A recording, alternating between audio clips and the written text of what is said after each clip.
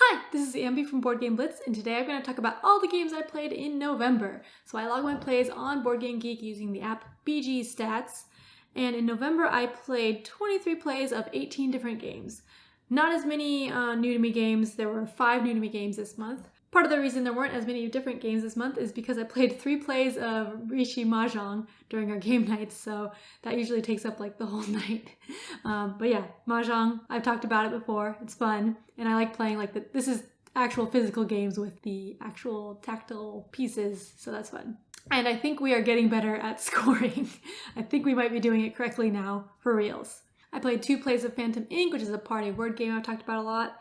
I played 1 game of Unpublished Prototype, which I can't talk about. And then I played a couple of games that I've played before, but I haven't mentioned because it's been a long time since I played them. So I played Raw recently, which is a bidding press your luck game. So usually I don't like bidding games that much, but in Raw it's not too stressful because the way the bidding works is you each have 3 bidding numbers and all the numbers are different, and there's 1 bidding number in the middle, and the bid only goes around once. So you're bidding for these different tiles. You're trying to get kind of set collection on the points for the tiles. So the bid will go around once, and whoever bids the highest bid actually puts their number in the middle and gets the number from the middle for the next round. So the numbers go from 1 to 13, and if you bid like a 12 or 13 to win something good, you don't get to keep that bid anymore for next round. The person who wins the next bid will get to take that bid chip and use it for the next round. So you're bidding on the bid chips as well, which is kind of interesting. There's press your luck and how the tiles come out. You're flipping over tiles until you decide to bid on it. And the rounds end based on certain raw tiles coming out. If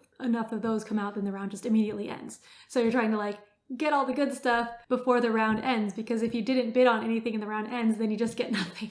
So that was fun playing that again. I did really well.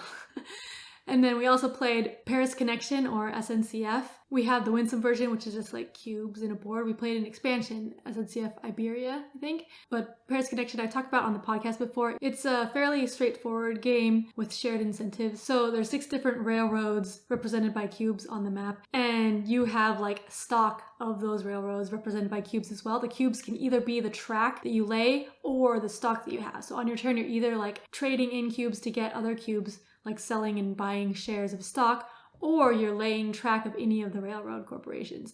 And so if you have a lot of stock in one of the companies, then it has less cubes to lay good track. And then if someone sees that you're getting a lot of the purple company, then maybe they'll lay out the purple company in a bad way so it doesn't get any points. So it's a pretty quick, straightforward game with shared incentive. And then the expansion added country boundaries or something where you get extra points for crossing a border. Then for new to me games, I had 2 plays of Mycelia, which is a new game that I got as a surprise review copy from Ravensburger. I actually streamed this on Twitch for Tabletop Live Network, so you can watch the VOD for that. But it's a deck building puzzly game. So it's you're getting cards in a deck, and the cards do different things, and you have this little personal board, and you have these drops on your board. You start out with 20, and you're trying to remove all of them in order to win the game. And so the cards let you move them around. You can move them to a certain spot, you can remove them. Some cards let you remove certain ones given certain conditions. So you're building up your deck in order to combo those well, and it's kind of a little puzzle there. I just played it solo a couple times, and I enjoyed the solo play, but I don't know if I would like it multiplayer, because I don't usually like deck building multiplayer games where it has a random row of cards that you can get. But I enjoyed the solo game. It was a little puzzly solo game. Also on that stream, I played Grove, a 9-card solitaire game, which is a sequel, I guess, to Orchard, a 9-card solitaire game, and it's a free print and play game, or it's available for free to print and play. And it's another puzzly card game where you're laying trees, overlapping trees, and trying to get points. But it adds blank spots, so it's kind of easier to overlap, but then trees have different numbers of fruits on them. So you have to count how many fruits there are. In Orchard, it's just 1 fruit per tree, so you don't have to really do much counting. But in this one, it's you overlap 2 and a 3, then that's 5 points. I did a lot better in this than I did in Orchard. Another game I played was Fiction, which I had on my wanna playlist since Crystal talked about it on the podcast. So we bought it on a Black Friday sale at our game store and played it a couple times. But Fiction is like the game Wordle, but it's a 1 versus mini game. So the one person has the 5-letter word that everyone else is trying to guess, and they're putting down 5-letter words, and the one person will tell them which letters are right and which letters are in the word but in the wrong spot, etc. Except for that person has to lie once each time.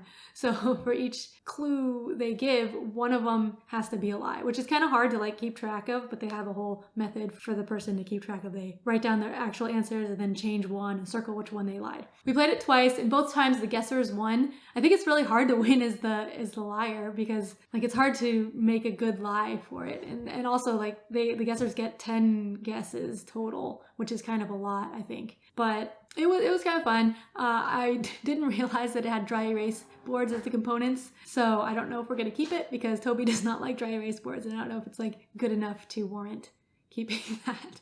I played The Secret of Langton Manor on stream. This is a free print and play escape room game, so you can watch the VOD of that, or you can print it out yourself to play it because there's spoilers in the VOD. But this is like chapter 1 of an episode series of escape room games that the person will have. And I enjoyed it. It was kind of like a mix between an exit game and an unlock game. It felt like that. It had 10 puzzles like an exit game, but it had like a lot more story than an exit game. But it was really neat. You just have to like print it out. You don't do any assembly beforehand. And then like as you're playing, it tells you to cut out things or like turn over the next page, and this is what you're doing for the puzzle. It has an app that you input the code answers into, and then it like tells you what to do next, or like which page, like flip over the next page basically.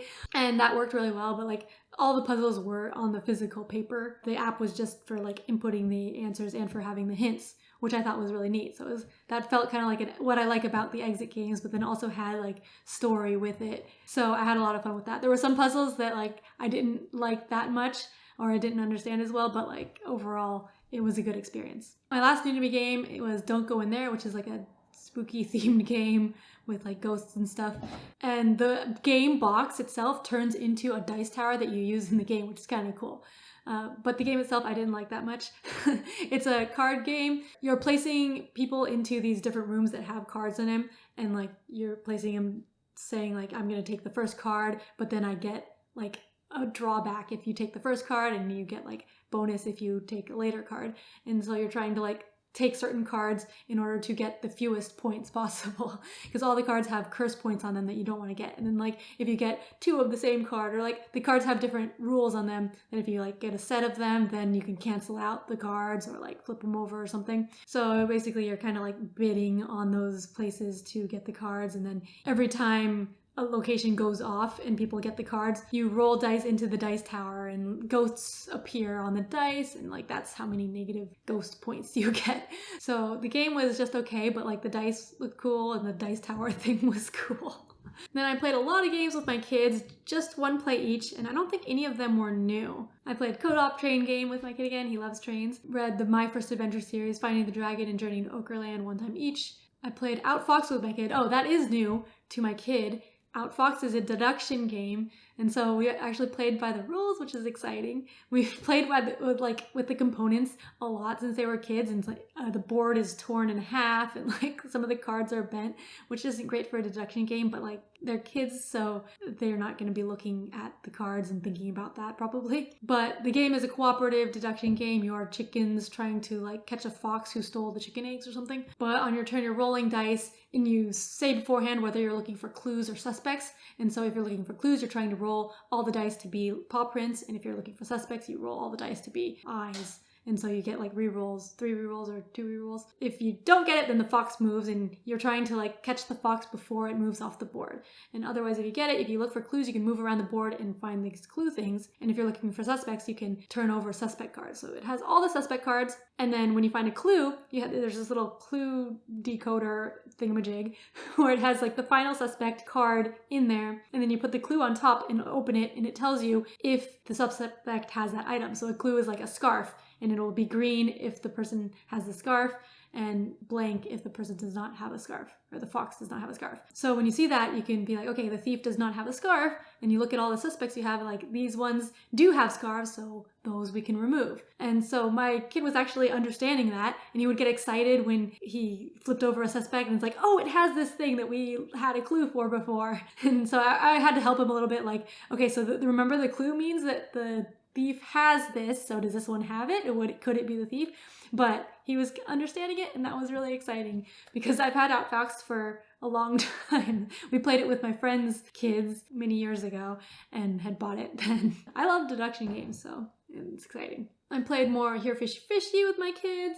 storytime backgammon. We read the second story, I think, and it's starting to like learn to move around the board instead of just moving. So it like has a little vortex for going around to the other side of the board. We played some Rory's story cubes. Well, that's just like mostly making a story up, which my kid was doing. And some Click Clack Lumberjack dexterity game, which my kid wasn't doing very well at because he was kind of goofing off.